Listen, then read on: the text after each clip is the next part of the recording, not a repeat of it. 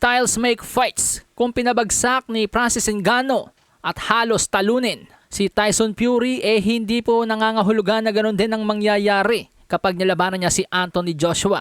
Ngayong araw nga po mga amigo sa naging 10-round heavyweight showdown ni na Francis Ngannou at Anthony Joshua.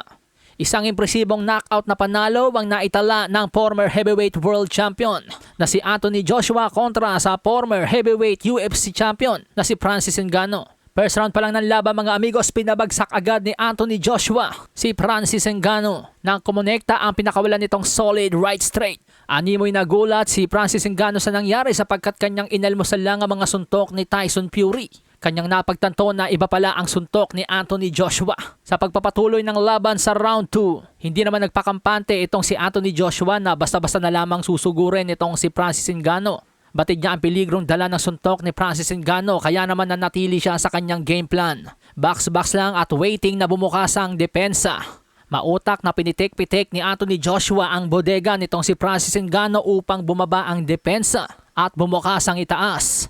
At tulad nga po ng inaasahan ni Anthony Joshua, less than 1 minute sa round 2 nang bumukas ang depensa ni Francis Ngannou at pumasok ang right straight ni Anthony Joshua. Bagsak ang former UFC heavyweight champion.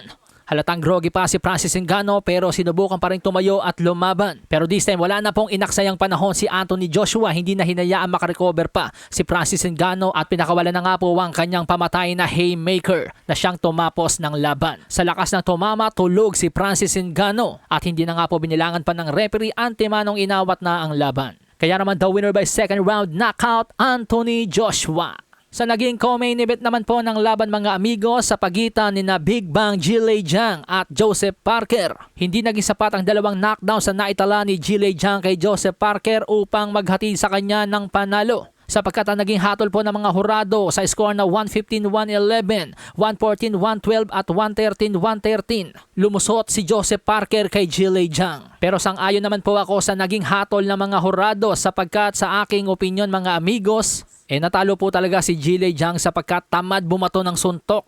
Dahil bukod po doon sa kanyang dalawang knockdowns na highlights, wala na po siyang ibang ginawa.